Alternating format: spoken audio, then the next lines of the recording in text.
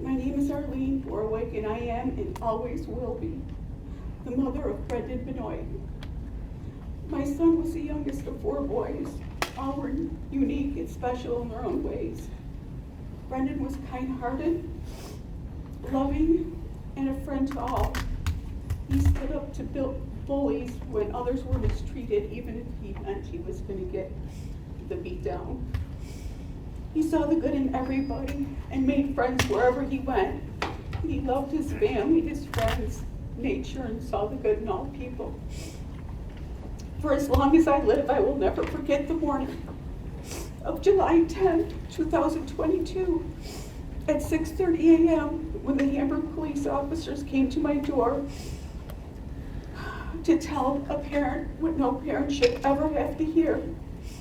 Detective Tim Collins told me Brenden was in an altercation and he didn't make it. I said, he didn't make it where? He said he passed away. My entire world stopped. I thought it was a cruel joke. Why? My Brenden was a kind person. How could this even happen? My first thought that he was jumped and it was a robbery. The detectives asked me if he was seeing a girl. I did tell them he was talking about a girl named Kayleigh and her friends that he met at the Old Bug Flats in Evans. Sorry. We would take our kids there when they were little to hike and walk on the bridge after storms to see the rain and to watch the fish. Brenden met Kayleigh on July 2nd. There at the Hobo Flat with a friend, he went for a hike and just to hang out. There was a party going on for Kayleigh Skybyk-Schuh's birthday. My son met her and her friends, Alexis Dean, Larissa Smith. Brenden and Kayleigh were talking and were interested in each other. She said her friend wrote rap songs and had a YouTube channel. Brenden was quite interested and happy he had a lot in common with Kayleigh. She mentioned that she had an abusive boyfriend, that she was going to leave him. Her boyfriend was the same person that she referred to as her friend, who was into the rap music.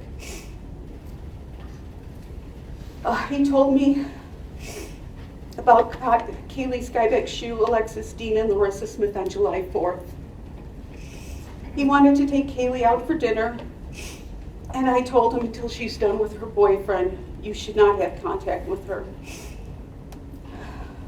I said when that happens, she's more than welcome to hang out on our deck and have some pizza and beers.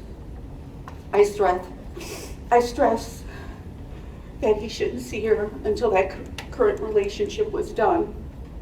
He was so excited about Kayleigh. He couldn't stop talking about her. Brenden always tried to see the best in everyone. In this case, looking at her at every court proceedings, I have no idea what he saw redeeming in her. On Wednesday, July 6th, Brenden told me Alexis Dean wanted to meet him at Hamburg Beach. He didn't go because he didn't want to see her. He wanted to see Kayleigh. Later, it came to light that Jared Adamski was waiting there to harm him then.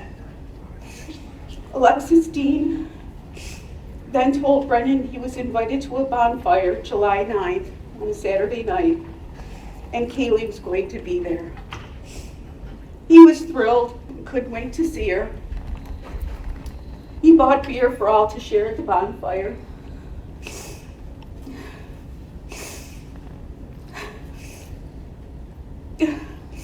Kayleigh, Alexis, and Larissa went to Brenden's friend's house in Derby and picked him up. My son got in the car, and it was his last car ride.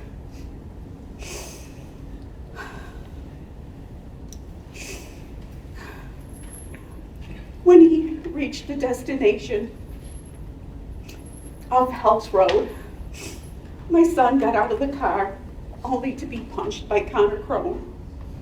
He retreated to the car where Jared Adamski, Krone, and Harrison Drozen subdued him, and Jared Adamski took his life. His artery was severed in his thigh by the knife that Jared Adamski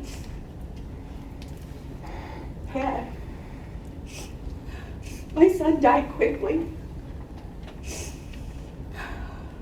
My hopes of Brenden's last memories was of the skyline and the trees where he was left, not the faces of those people that have harmed him and killed him.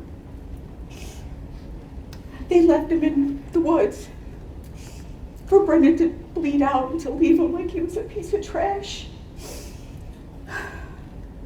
I have unspeakable nightmares of my baby dying, and I couldn't help him. Brenden was a sensitive, cherished son, a beloved brother, and a true mentor and friend to everyone. Well, almost everyone, huh? Yeah. He was spiritually wise beyond his years. He was kind, good-natured, fearless, funny, and engaging. Everyone loved him. He was the champion of the outsiders and the shy. He had an incredible, diverse selection of friends. He was the exceptional person someone meets once in a great while. He truly befriended every person for who they seemed to be. Perhaps this kindness and inclusiveness was his biggest fault as well. It seems to be that way. On July 10th, 2022 at 7:37 a.m., I received that same call from the officer who went to Arlene's house. I live in Key West, Florida. Family friend, grew up in Derby, New York, went to high school with my sons in grade school. I thought it was going to be him being in Key West. He wants to visit. It wasn't that. It was the call that every parent fears. Like Arlene had reiterated or said earlier, and thus began the sickness, depression, and emotional vortex, the funeral prime, heartache, anger, and that hate that I desperately tried to combat and hide from my family and friends so the whole world wouldn't implode from a complete lack of worth and meaning. I found myself deathly though, just 5 weeks later. Stress and heartache will apparently kill you if you let it. Consequently, we're all healing slowly. Over 2 years later, it has been a hard road. Friends, parents, siblings, grandparents, aunts, uncles, cousins, and all other families should not have to bury their son, brother, nephew, cousin, or friend at 25 years of age, especially over a lie and a plan born of jealousy with purely evil intent. Excuse me a second, please. And now we find ourselves here waiting for the hammer to fall to determine the fates of the cowardly, conniving killers and their lying co-conspirators.